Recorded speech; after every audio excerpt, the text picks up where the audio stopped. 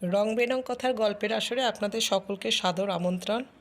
এখন আমি পড়ে শোনাব যোগাযোগ 51 পর্ব। শোবার ঘরে কুমু মতির মাকে নিয়ে বসল। কথা কইতে কইতে অন্ধকার হয়ে এলো। বেয়ারা এলো আলো জ্বালতে। কুমু নিষেধ করে দিলে। কুমু সব কথাই শুনলে, চুপ করে রইল। মতির মা বললে, বাড়িকে ভূতে পেয়েছে বউরানী, ওখানে টিকে থাকা দায়। তুমি কি যাবে না? আমার কি ডাক পড়েছে? না ডাকবার কথা বোধহয় মনেও নেই, কিন্তু তুমি না গেলে তো চলবেই না। আমার কি করবার আছে? আমি তো তাকে তৃপ্ত করতে পারবো না। ভেবে দেখতে গেলে আমার জন্যই সমস্ত কিছু হয়েছে, অথচ কোনো উপায় ছিল না। আমি যা দিতে পারতুম সে তিনি নিতে পারলেন না। আজ আমি শূন্য হাতে গিয়ে কি করব? বলো কি বউরানী, সংসার যে তোমারই, সে তো তোমার হাতছাড়া হলে চলবে না। সংসার বলতে কি বোঝো ভাই? ঘরদুয়ার, জিনিসপত্র, লোকজন? লজ্জা করে এ কথা বলতে যে তাতে আমার অধিকার আছে, মহলে অধিকার খুইয়েছি। এখন কি ওইসব বাইরের জিনিস নিয়ে লোভ করা চলে? কি বলছো ভাই বউরানী? ঘরে কি তুমি একেবারেই ফিরবে না? সব কথা ভালো করে বুঝতে পারছি নে। আর কিছুদিন আগে হলে ঠাকুরের কাছে সংকেত চাইতুম, দৈবজ্ঞের কাছে সুদোতে যেতুম, কিন্তু আমার সেসব ভরসা ধুয়ে মুছে গেছে। আরম্ভে সব লক্ষণই তো ভালো ছিল, শেষে কোনোটাই তো একটুও খাটলো না। আজ কতবার বসে বসে ভেবেছি, দেবতার চেয়ে দাদার বিচারের উপর ভর করলে এত বিপদ ঘটত না। তবুও মনের মধ্যে যে দেবতাকে নিয়ে দ্বিধা উঠেছে, হৃদয়ের মধ্যে তাকে এড়াতে পারি নে। ফিরে ফিরে সেইখানে এসে লুটিয়ে পড়ি। তোমার কথা শুনলে যে ভয় লাগে। ঘরে কি যাবেই না? কোনো কালেই যাব না সে কথা ভাবা শক্ত, যাবই সে কথা সহজ নয়। আচ্ছা, তোমার দাদার কাছে একবার কথা বলে দেখব, দেখি তিনি কি বলেন। তার দর্শন পাওয়া যাবে তো? চলো না, এখনই নিয়ে যাচ্ছি। বিপ্রদাসের ঘরে ঢুকেই তার চেহারা দেখে মতির মা থমকে দাঁড়ালো। মনে হলো যেন ভূমিকম্পের পরেকার আলো নেবা চূড়ো ভাঙা মন্দির ভিতরে একটা অন্ধকার আর নিস্তব্ধতা। প্রণাম করে পায়ের ধুলো নিয়ে মেজের উপর বসল। বিপ্রদাস ব্যস্ত হয়ে বললে, এই যে চৌকি আছে। মতির মা মাথা নেড়ে বললে, না, এখানে বেশ আছি। কুমু বললে, দাদা, ইনি বিশেষ করে এসেছেন তোমার মত জিজ্ঞাসা করতে। মতির মা বললে, না না, মত জিজ্ঞাসা পরের কথা, আমি এসেছি ওর চরণ দর্শন করতে। কুমু বললে, উনি জানতে চান ওদের বাড়িতে আমাকে যেতে হবে কি না। বিপ্রদাস উঠে বসল। বললে, সে তো পরের বাড়ি, সেখানে কুমু গিয়ে থাকবে কি করে? যদি ক্রোধের সুরে বলতো তাহলে কথাটার ভিতরকার আগুন এমন করে জ্বলে উঠত না। শান্ত কণ্ঠস্বর, মুখের মধ্যে উত্তেজনার কোনো লক্ষণ নেই। মতির মা ফিসফিস করে কি বললে, তার অভিপ্রায় ছিল পাশে বসে কুমু তার কথাগুলো বিপ্রদাসের কানে পৌঁছে দেবে। কুমু সম্মত হলো না। বললে, তুমি গলা ছেড়ে বলো। মতির মা স্বর আরেকটু স্পষ্ট করে বললে, যা ওর আপনারই, কেউ তাকে পরের করে দিতে পারে না, তা সে যেই হোক না। সে কথা ঠিক নয়, উনি আশ্রিত মাত্র, ওর নিজের অধিকারের জোর নেই। ওকে ঘরছাড়া করলে হয়তো নিন্দা করবে, বাধা দেবে না। যত শাস্তি সমস্তই কেবল ওর জন্যে। তবু অনুগ্রহের আশ্রয়ও সহ্য করা যেত যদি তা মহদাশ্রয় হতো। এমন কথার কি জবাব দেবে মতির মা ভেবে পেলে না। স্বামীর আশ্রয়ে বিঘ্ন ঘটলে মেয়ের পক্ষের লোকেরাই তো পায়ে ধরাধরি করে। এই যে উল্টো কাণ্ড। কিছুক্ষণ চুপ করে থেকে বললে, কিন্তু আপন সংসার না থাকলে মেয়েরা যে বাঁচে না। পুরুষেরা ভেসে বেড়াতে পারে, মেয়েদের কোথাও স্থিতি চাইতো। স্থিতি কোথায়? অসম্মানের মধ্যে? আমি তোমাকে বলে দিচ্ছি, কুমুকে যিনি গড়েছেন তিনি আগাগোড়া পরম শ্রদ্ধা করে গড়েছেন। কুমুকে অবজ্ঞা করে এমন যোগ্যতা কারও নেই, চক্রবর্তী সম্রাটেরও না। কুমুকে মতির মা খুবই ভালোবাসে, ভক্তি করে, কিন্তু তবু কোনো মেয়ের এত মূল্য থাকতে পারে যে তার গৌরব স্বামীকে ছাপিয়ে যাবে, এ কথা মতির মার কানে ঠিক লাগলো না। সংসারে স্বামীর সঙ্গে ঝগড়াঝাটি চলুক, স্ত্রীর ভাগ্যে অনাদর অপমানও না হয় যথেষ্ট ঘটল। এমনকি তার থেকে নিষ্কৃতি পাওয়ার জন্য স্ত্রী আফিমকে গলায় দড়ি দিয়ে মরে, সেও বোঝা যায়। কিন্তু তাই বলে স্বামীকে একেবারে বাদ দিয়ে স্ত্রী নিজের জোরে থাকবে, এটাকে মতির মা স্পর্ধা বলেই মনে করে। মেয়ে জাতের এত গুমর কেন? মধুসূদন যত অযোগ্য হোক, যত অন্যায় করুক, তবু তো পুরুষ মানুষ। এক জায়গায় সে তার স্ত্রীর চেয়ে আপনিই বড়, সেখানে কোনো বিচার খাটে না। বিধাতার সঙ্গে মামলা করে জিতবে কে? মতির মা বললে, একদিন ওখানে যেতে তো হবেই, আর তো রাস্তা নেই। যেতে হবেই এ কথা কৃতদাস ছাড়া কোনো মানুষের পক্ষে খাটে না। মন্ত্র পড়ে স্ত্রী যে কেনা হয়েই গেছে। 7 পাক যেদিন ঘোরা হলো, সেদিন সে যে দেহে মনে বাধা পড়ল, তার তো আর পালাবার জোর রইল না। এ বাঁধন যে মরণের বাড়া। মেয়ে হয়ে যখন জন্মেছি, তখন এই জন্মের মতো মেয়ের যোগ্য তো আর কিছুতে উজিয়ে ফেরানো যায় না। বিপ্রদাস বুঝতে পারলে মেয়ের সম্মান মেয়েদের কাছেই সবচেয়ে কম।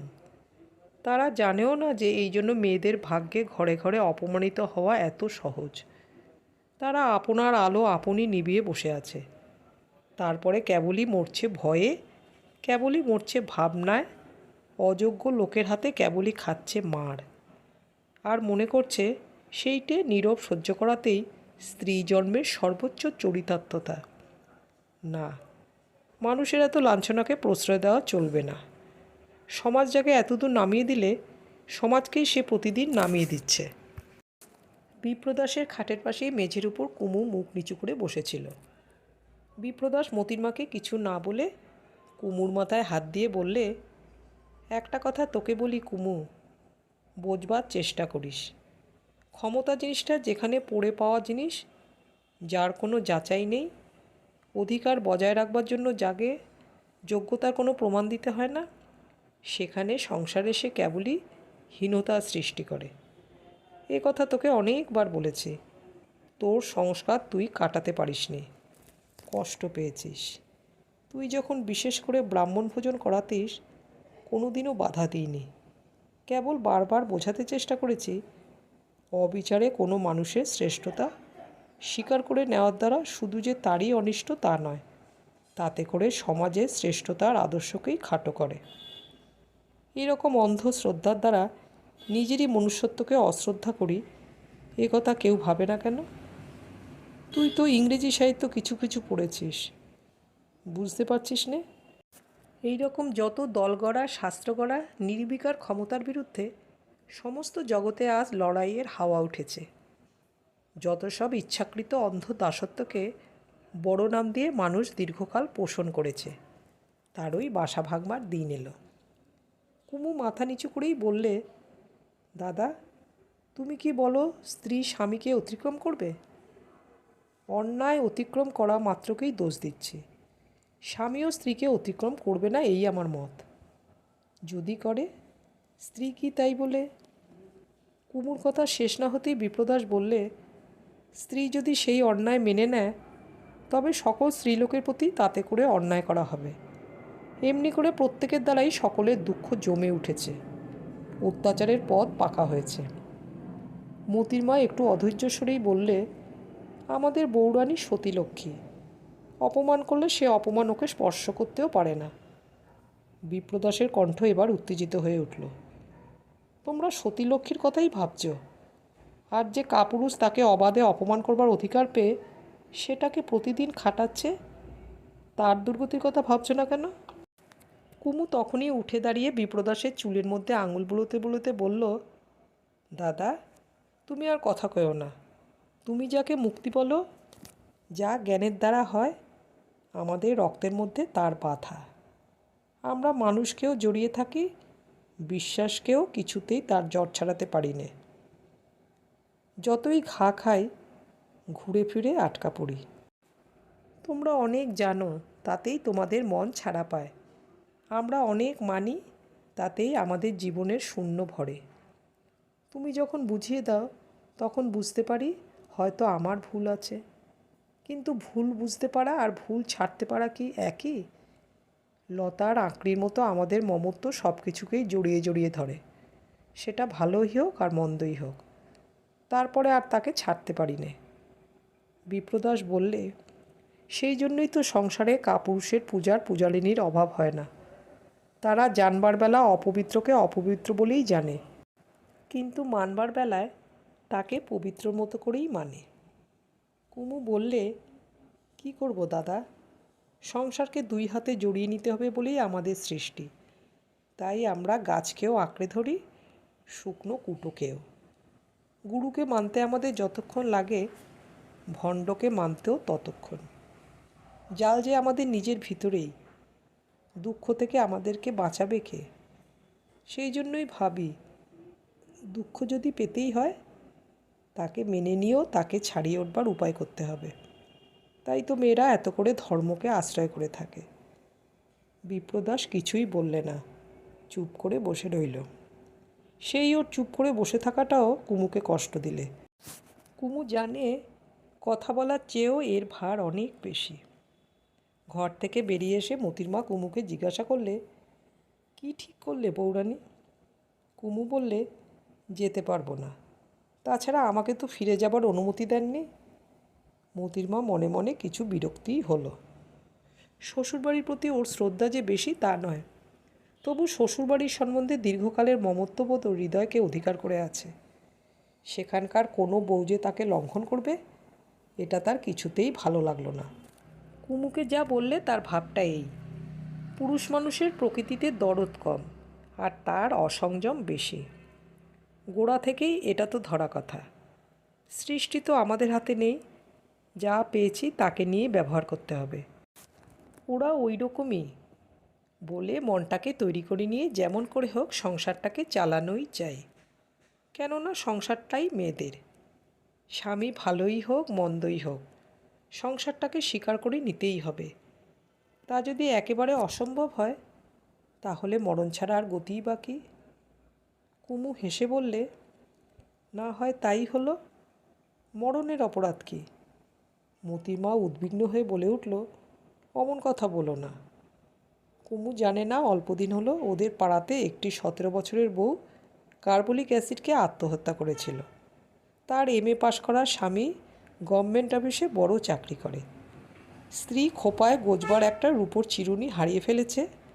মার কাছ থেকে এই নালিশ শুনে লোকটা তাকে লাথি মেরেছিল। মোতির মার সেই কথা মনে পড়ে গায়ে কাঁটা দিলে। এমন সময় নবীনের প্রবেশ।